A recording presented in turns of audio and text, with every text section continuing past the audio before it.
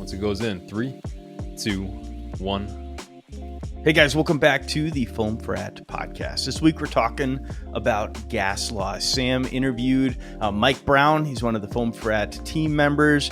He does a talk. He's actually speaking at EMS World on diving emergencies as well. You don't want to miss it. But what I really liked about this episode is the conversational manner that gas laws were discussed. It wasn't like you were just reciting the definition from an FPC, CFR, and prep book. It was like real life examples of Henry's Law and Boyle's Law. And I found it super entertaining. And I love Mike's comparison with diving. And he really does a great job with that talk. And I'm looking forward to seeing it at EMS World. So nice job, man. I thought that it all came together really well. Was there any points or any highs of the interview that you liked particularly? I like when we get into the basic physiology too, because the pathophysiology is really fun when it comes to treatments, obviously. But I'm a huge fan of like understanding really deep down into the basics why the normal stuff happens. And Boyle's Law and Henry's Law, the two that we focused on. There's more in the blog, but I wanted to focus on like the heavy hitter clinical ones. But those two apply so much to just the regular way that we breathe. And then if you can understand those, the arrangements become really simple. So yeah, like you said, there's the normal gas law and here's the rule and, here's 5 bullet points on how you can, here's the variables and like, here's 5 bullet points on how it applies.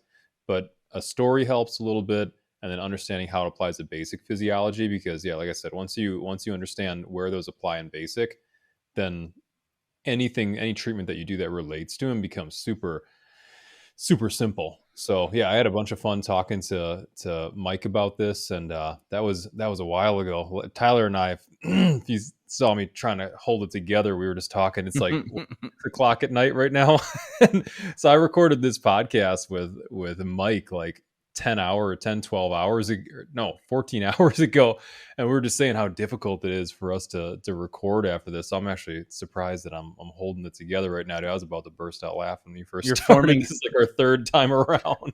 You're forming sentences and they sound good. Yeah. I watched it when you sent it to me. So typically what we do is one of us will interview somebody, or if we're not talking to each other, and then we send it to the other person to watch. And then we do a little intro and, I don't know.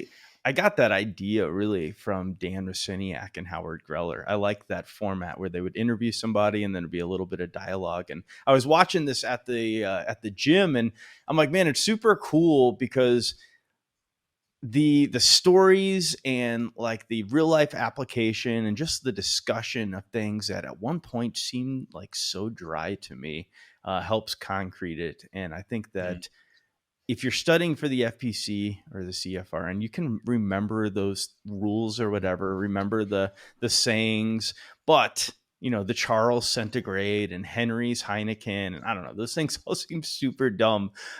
Like an actual functioning understanding of those gas laws is super helpful when it comes to oxygenation, CO2 clearance, why the aircraft shows that you have more oxygen in the late afternoon when you look at the pressure on the tank as opposed to early in the morning. As that pressure increases, as the temperature increases, the pressure increases. And so knowing those things and putting real life application to it, I think is super important.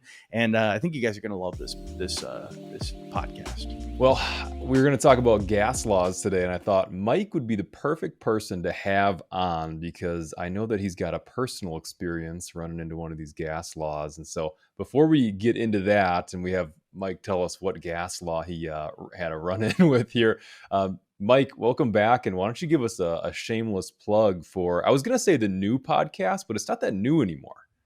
No, we're not the newest kid on the block anymore. It's pretty exciting, and it's really starting to gain some traction.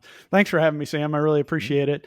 Not sure how I feel about being your go-to guy when you got to talk gas, but I do appreciate you having me here. So the other podcast that Sam is talking about is the RSI podcast, or Rapid Sequence Interrogation, that Jared Patterson and I host. And I tell you what, it's been kind of a labor of love. I mean, obviously, anybody that does a podcast knows there's some work that goes into it, but it's just so much fun to see the questions that come through, the interaction that we get to have with different guests, and having different people on. Our last guest, or most recent, was Tom Bouthole, and I tell you what, he's coming back without a doubt. Got some great questions specific for him, but really kind of got outside of, his wheelhouse is kind of the EKGs. Obviously, that's where a lot of a lot of his background is at. But he's just got so much depth in so many other areas. He's coming back for sure. And it was a great podcast, and we really really had fun recording it and got into some different subjects. So. Keep the questions coming. If you're listening and you have some questions that you want Jared or I to answer for you, rsipodcast@foamfrat.com. You can email us there, or you can find us on the website. You can find us on iTunes, wherever you get your podcast from, RSI Podcast. But we'd love to hear from you, and you can ask us anything. It doesn't have to be medically related. Sometimes when it's not medically related, that's when we get better responses out of Jared. I never know what he's going to say. Rather unscripted. Oh yeah. Well, awesome, no, it's totally unscripted. We just have fun with it. The format is kind of like a rapid fire. We try to answer stuff 5 minutes or less, trying to stay within that the attention span of most people that are going to listen to it, including us.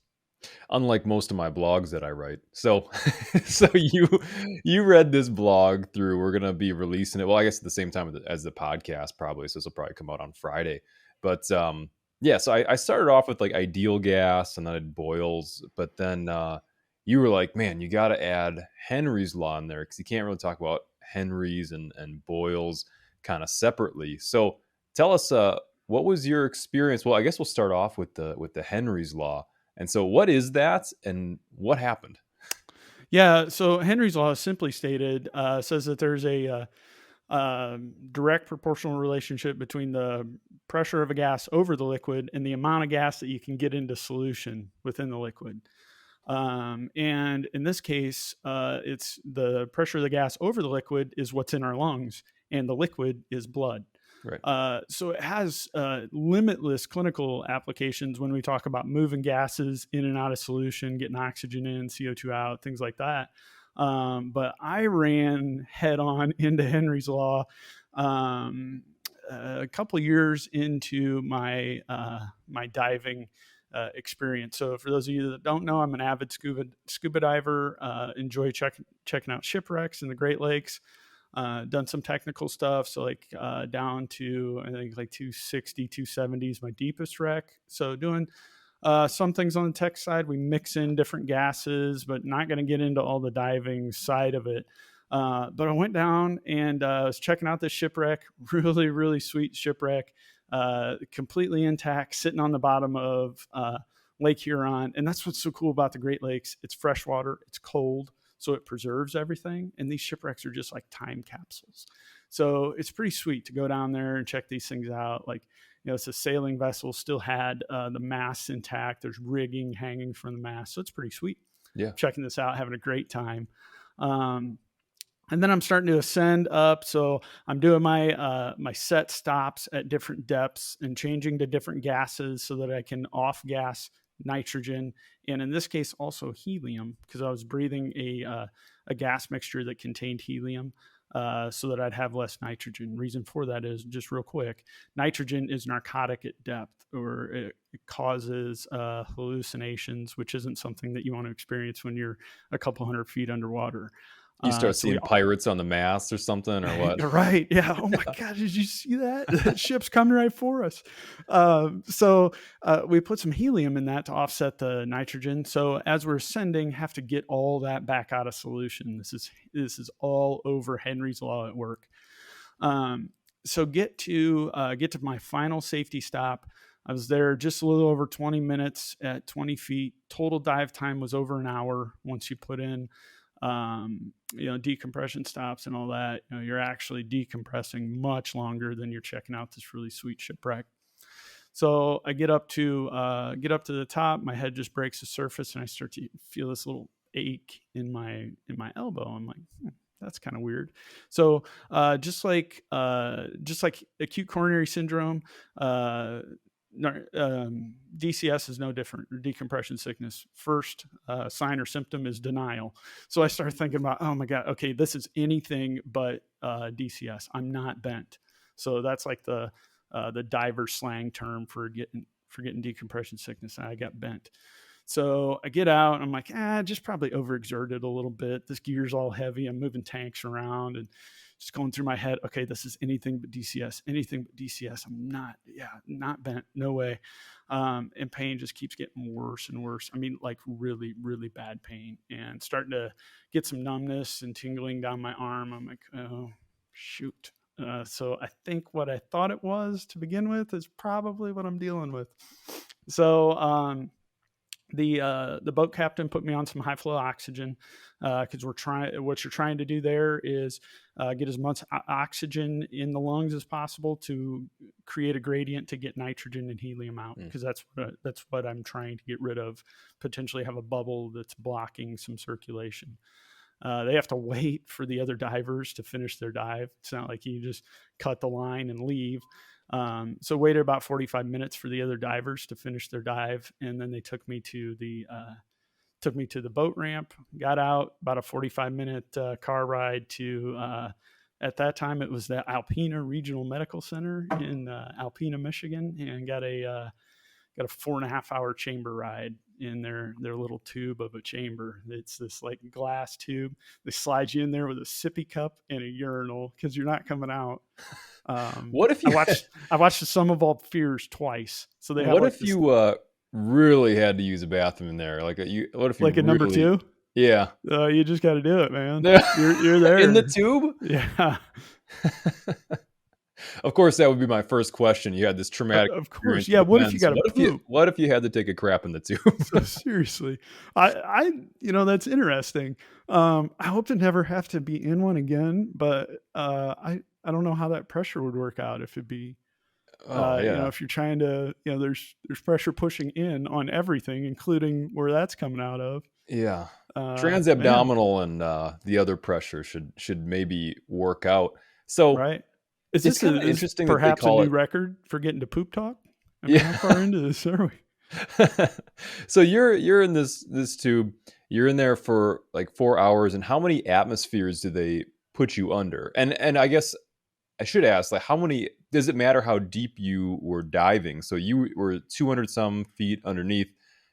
Isn't it? How many is it? 33 feet per atmosphere or something like that. So how many Yep. atmospheres are you under? Yeah, so you get 33 feet per atmosphere, but you always have to add 1 atmosphere to that, because you've got an atmosphere that you're just experiencing at the surface. So for every 33 feet, you add an atmosphere. So actually at 33 feet, you're 2 atmospheres. Okay. Because you have the 1 atmosphere that's always pushing down on the water, and then you have the other atmosphere that you added through the pressure of the water. So it's kind of a time dose relationship. So the deeper you are, the more you're going to on gas, but your tissues reach a point of equilibrium where they're just saturated. So they're not going to take on any more. But you're going to continue to rack up decompression debt, we call it, or time that you have to spend decompressing as you come through the water. So it's more of a depth and time relationship. But a lot of that doesn't necessarily affect the length of your chamber ride, because they're just trying to recompress those bubbles. And we'll talk about, we'll probably dig into the gas law that's working there, but they're trying to make those bubbles small again so that they can free the blockage potentially, and then get them moving so that they can get to the lungs and get off gas, because your body's going to get rid of this stuff. It doesn't want it. The concentration gradient, it's always, our body's always trying to find equilibrium.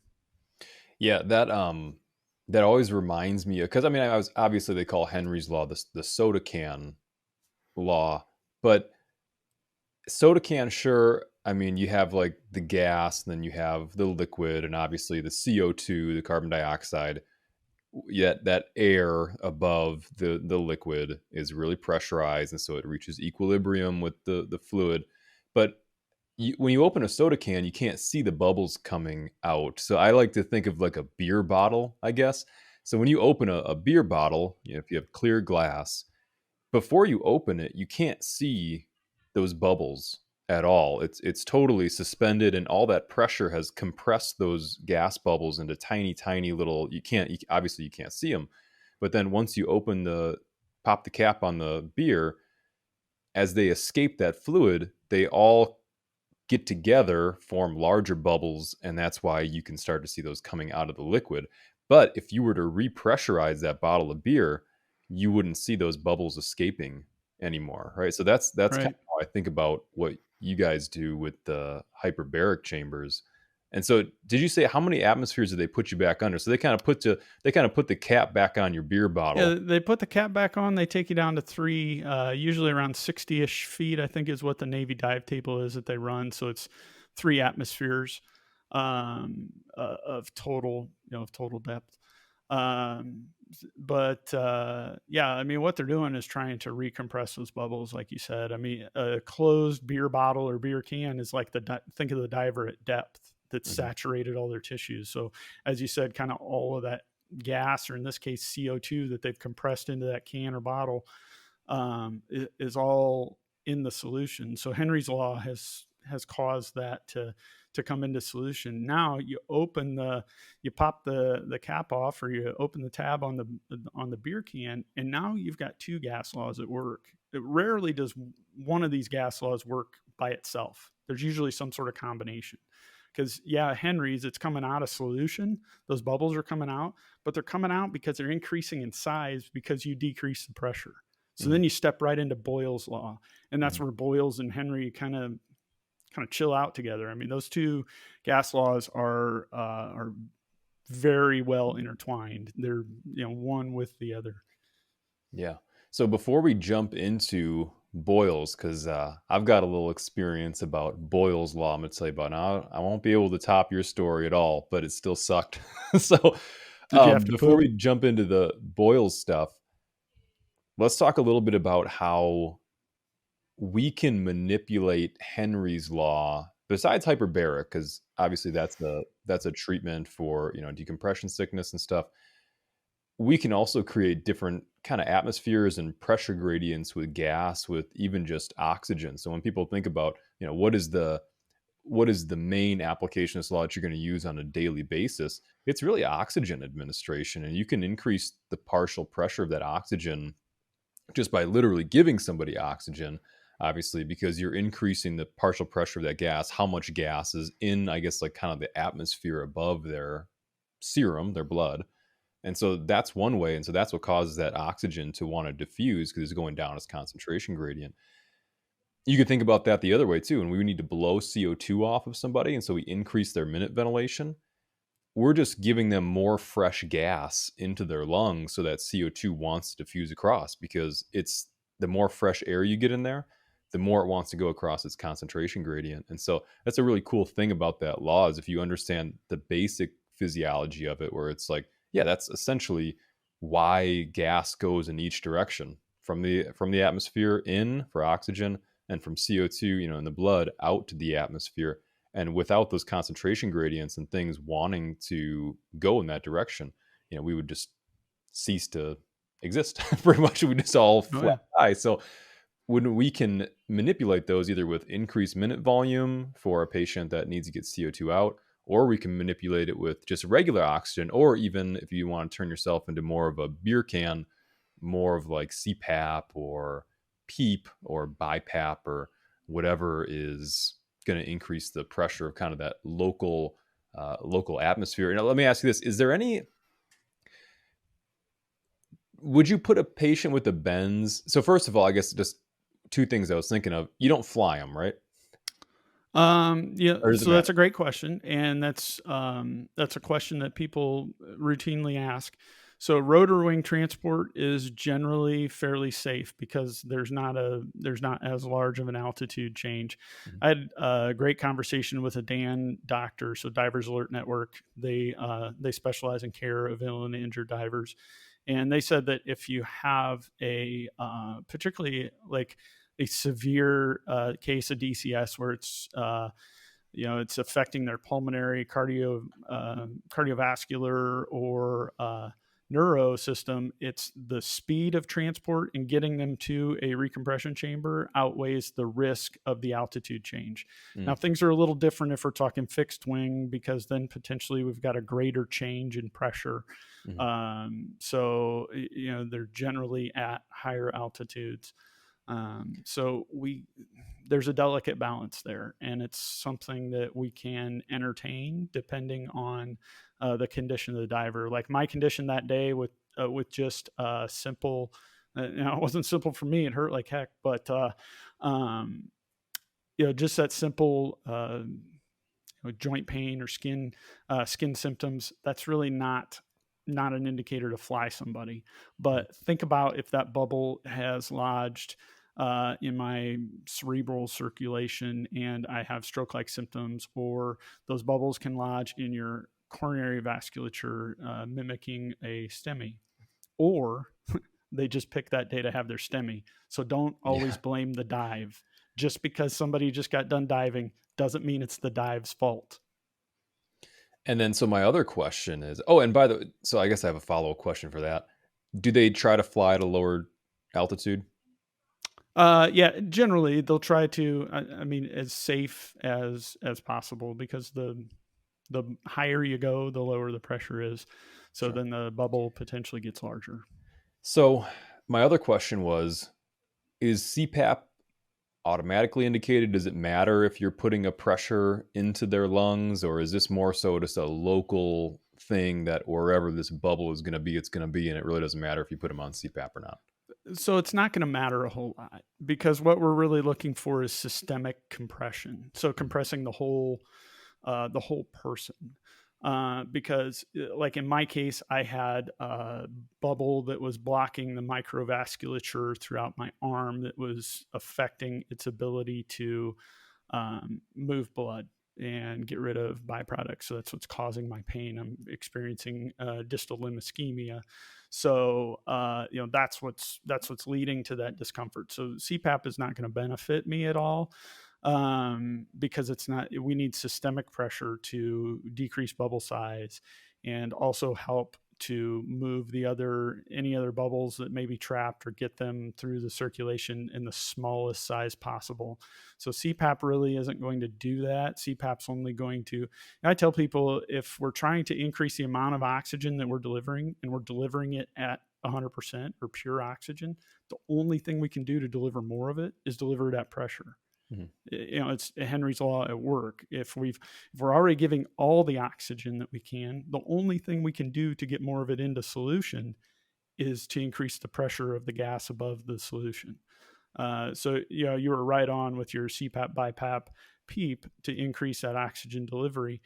And in this case, if we had a diver that we were having difficulty oxygenating, it's something that we could consider, but it's a delicate mix there again, because if the diver also experienced any combined pulmonary overpressurization, then if we put them on CPAP, we can make that worse. If they had any breath hold during their ascent and popped any portions of the lung tissue, then delivering that gas at pressure could make things worse. But divers generally compensate well. They generally oxygenate well. So that's usually not the issue. The issue is we need to get them to a chamber.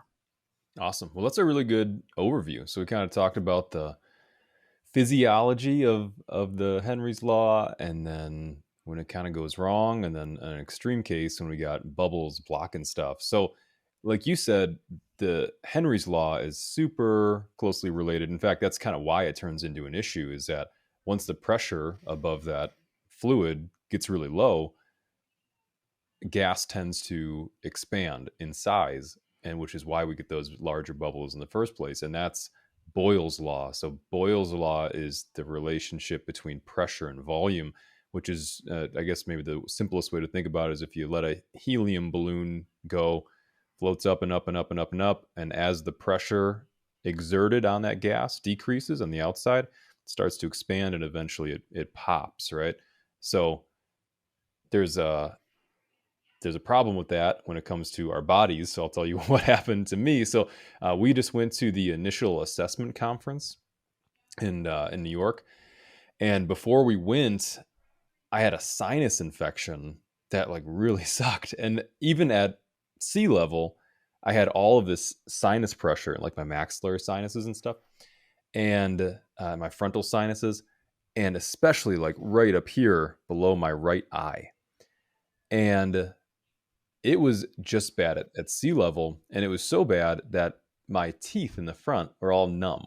It felt like I was at the dentist. And so I was really, really nervous about flying. And so I'm trying to look up all these, what should you do? I think the reason I actually think it happened is I took too many decongestants while I had the sinus infection. I think I dried out my sinuses and caused a blockage, which my wife gave me a good "I told you so" about the decongestants. And so it turned out to be bad.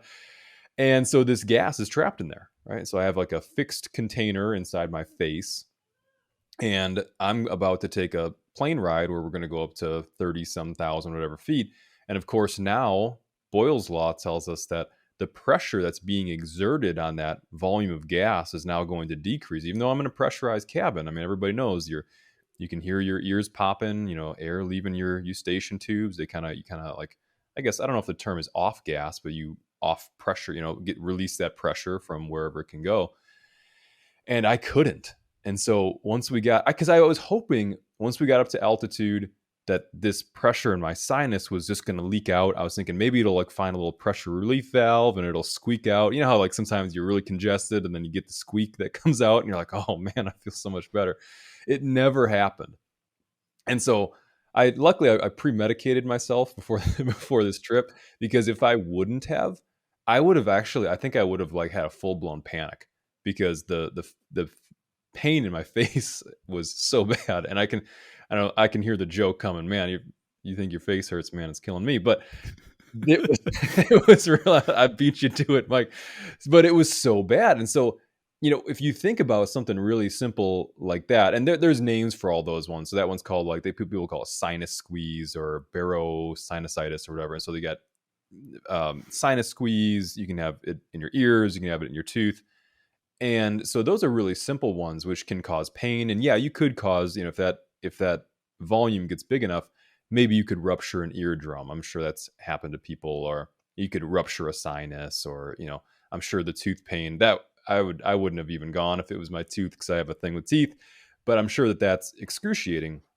But there are other issues that can happen. If you think about essentially any gas that you wouldn't want to expand when you get to altitude, that's a real consideration. So I was, I put in the blog the difference between a gas under pressure pretty much at sea level and then at like 1,500 feet.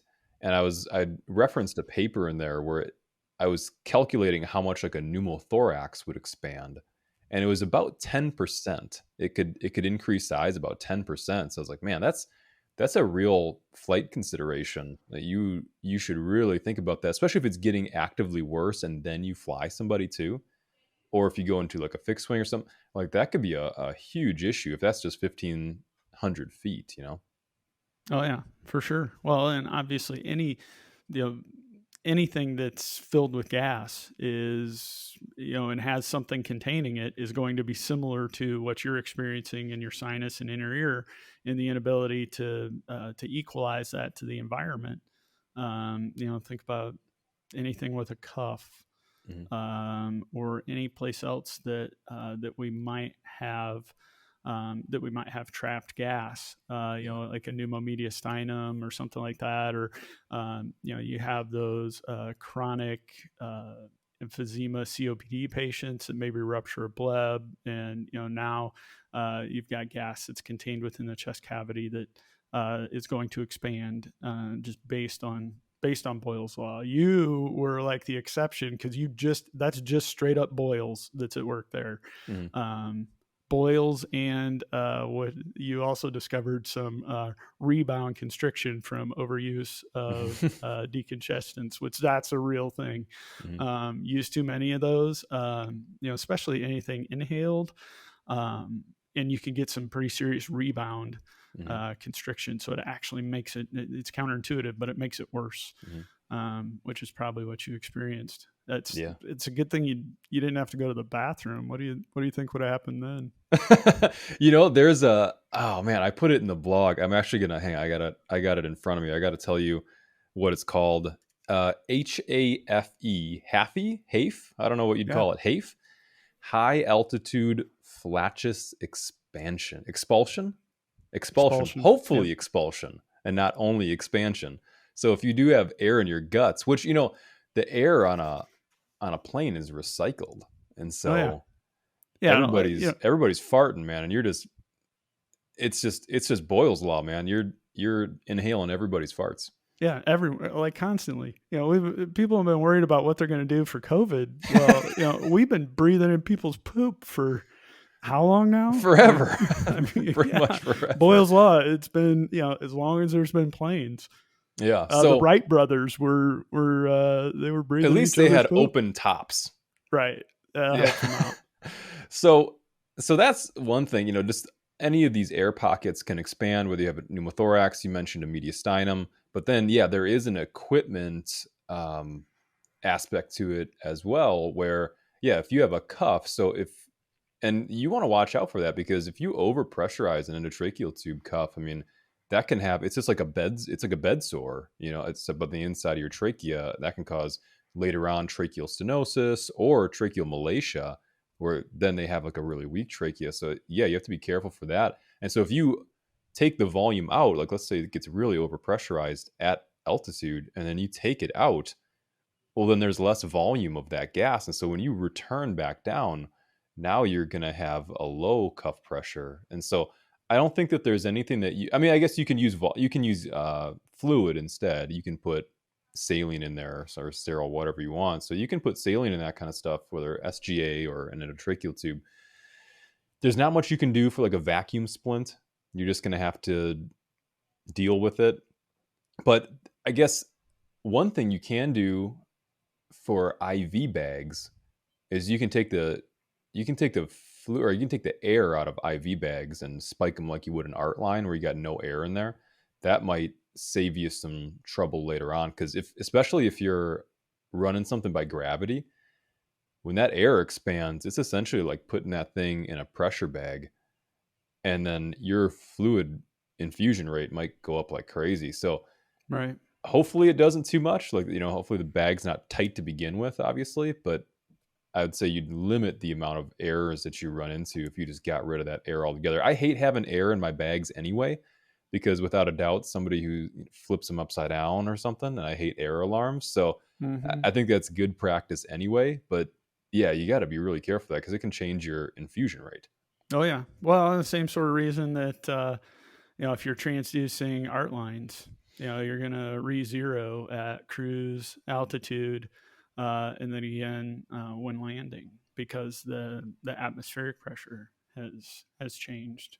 So. Yeah, that's another great point. Yeah, so everything is going to change. Everything that's pressure related, anything that has any gas in it at all, is going to have to get recalibrated and then calibrated again. So in the blog, I mentioned like ideal gas law, and then I mentioned a couple that talk about temperature as well, and then we ended with Avogadro's law, and those didn't have as much clinical. I love guacamole.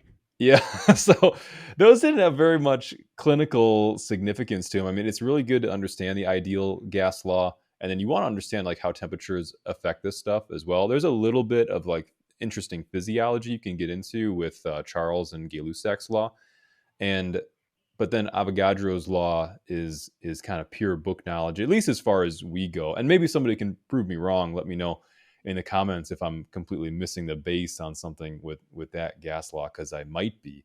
But did we miss any clinical points because these were the two big ones? Definitely the Boyles and the Henry's law. Did we miss any big clinical points that you can think of? No, and you're exactly right. Those are the two that really have the big clinical implications, and for every type of patient, because it doesn't matter. We're always trying to move gases around. And one thing that I did want to quickly point out, because you had mentioned like endotracheal tube cuffs and changing that gas volume. These are things that I discovered about a year or so ago when we started carrying manometers to measure cuff pressures. We are so overinflating these things. Now we measure a cuff pressure for every advanced airway that we take over in the flight service that I work for. I've yet to find one that wasn't almost double the acceptable pressure. So 30 centimeters of water, oftentimes double or more of that. And can really do some pretty significant damage. So we want to be careful when we're inflating those endotracheal tube cuffs and anything that's in an airway that has a cuff, and probably something good to press your services to start carrying the syringes that measure it, because they're not that expensive. They're reusable. I was just going to say, so do you guys have, what is that called? A cuff fill? Cuff fill. Yeah. Cuff fill. Those are the ones with they're simple. Yeah, the little digital thing on there. Yeah. The cuffulators, and I think I believe I'm right in the name, but there's like those ones that look like a blood pressure cuff. Yeah. Those are really expensive. Yeah, and I don't know if I'm so much a fan of those. I messed with them in simulation lab, but not on actual patients. But I've used the cuff fill obviously several times, and it's so nice because not only are you measuring the pressure, but you can adjust it at the same time. Mm-hmm. And then we also want to. I don't want to get too far off on a tangent here, but it should definitely be paired with subglottic suctioning, because anytime we relieve that pressure on that cuff, it's going to be holding something back. So there's usually secretions that come back up. So we want to be prepared to suction those out. Just something to think about. You measuring that cuff pressure at any time during, is it inhalation, exhalation? Does it matter? You average it out? I haven't really, I'm not sure. That's a good question. I'll have to, next time I measure one, I'll measure both sides and see. I think as long as you're underneath that pressure, I think you're going to be okay. And knowing is better than not knowing too, because if you're not checking it, it might be a long time before somebody else checks it, because we know how that goes with a lot of different items. If you don't check it, for sure, assuming that the next person is going to get around to realizing that it's 2 to 3 times its pressure, I wouldn't put any money on that at all. Yeah. And it's not just, I'm not just dogging on pre-hospital. I mean, this is inter-facility stuff too. Oh yeah. Like taking it from other facilities, and we're consistently finding overinflated cuffs. So it's just something to think about. Something to throw in there. This podcast was not sponsored by Cuff Fill. But, unless they want to, unless they call me before tomorrow morning, we'll let them. But, awesome, man. Well, thanks so much for coming on and talking about your experience getting bent.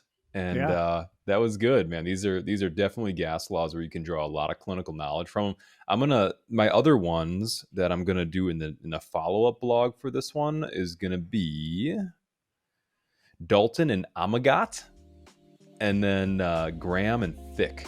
So I'm going to see how much clinical application I can draw to those. I think Graham and Fick, we'll see. We're going to see about those. And I might have you back on to see what you got to say about these. But I really appreciate it, man. Thanks for hopping on with me. Yeah, thanks for having me, Sam. I appreciate it.